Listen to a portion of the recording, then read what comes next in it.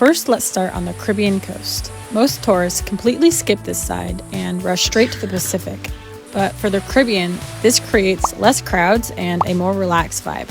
A hidden gem I found on the Caribbean side is the town of Cahuita. This quaint beachside town is honestly a lesser-known destination of this region. Here lies one of my favorite locations, Cahuita National Park. With a walking path following the beautiful sandy coastline, Cahuita National Park is filled with abundant wildlife like these white-faced capuchin monkeys.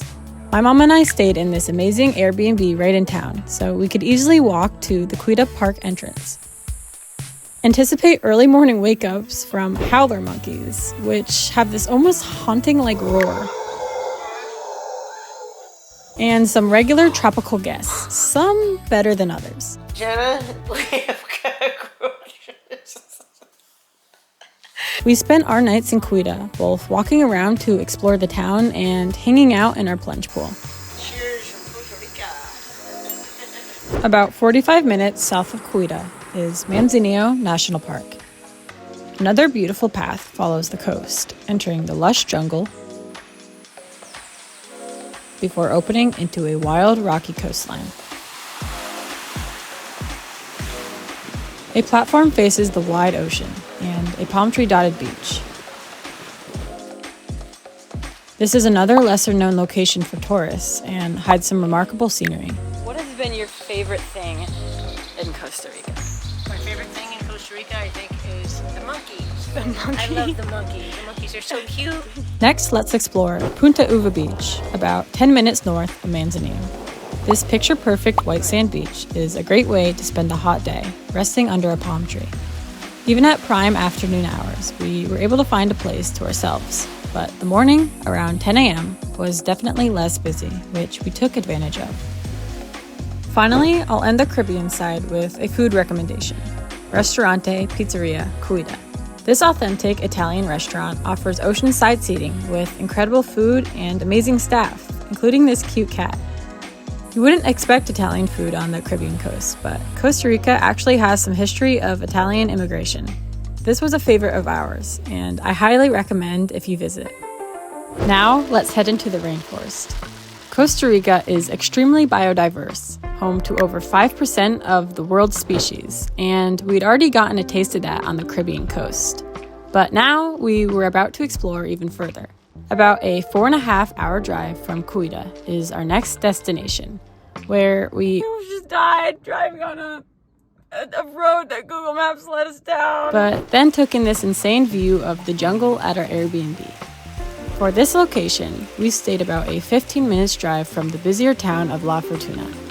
This was perfect to escape the hustle and bustle and to become more immersed into the local culture.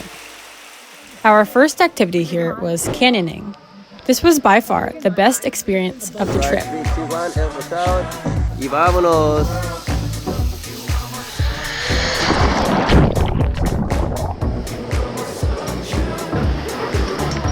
If you want an adrenaline rush while experiencing some amazing views, this activity is perfect for you as you rappel down misty waterfalls and venture deeper into the dense rainforest. Woo! Wow, perfect landing. My mom and I had a blast doing this and still talk about it to this day.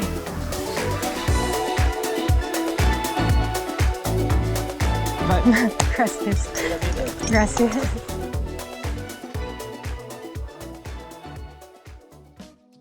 Okay. Casual Costa Rican weather. While not a hidden gem, the La Fortuna Waterfall is still definitely worth the visit. Get ready for some steps though, with more than 500 steps leading you down to the bottom. So we are now at the La Fortuna Waterfall. We are climbing down 500 steps. We will keep you posted how it feels to climb up 500 steps. Hola. Pura vida!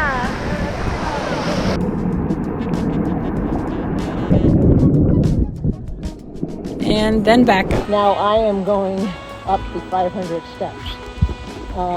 Probably at about 450 to go.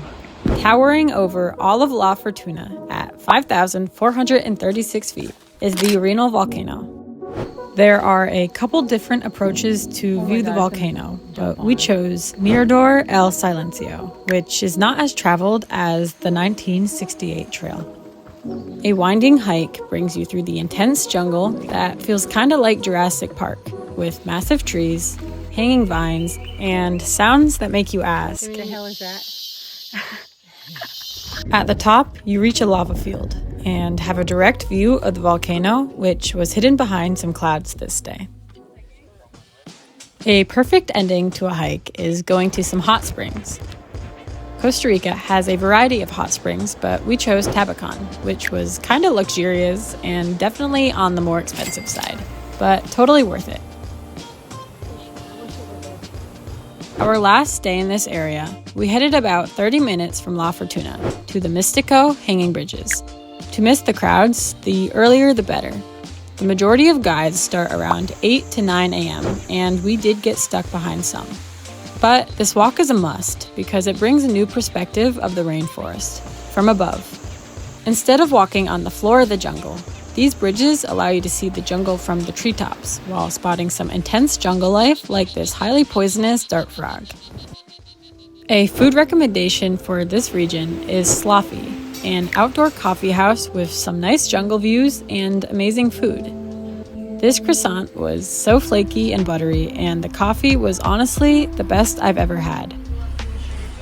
Yes, please. Finally, on our last day, we made an hour-and-a-half drive south to the Blue Falls in Bajos del Toro, which are 6 remote waterfalls set within the lush rainforest. This mountainous location is off the beaten path and surrounded by some beautiful landscapes. The drive there is kind of an adventure itself. It doesn't even do it justice. It looks like it was like nothing. No, not nothing. I was like 90-degree angle. While the water from the waterfalls is cold, it is also so refreshing after the short hike. This was probably the most serene and special place on the trip for me. So, that is my list of 11 best things to do in Costa Rica, specifically to help avoid some crowds. I'd love to hear your thoughts and what you would add to this list. Thanks so much for watching.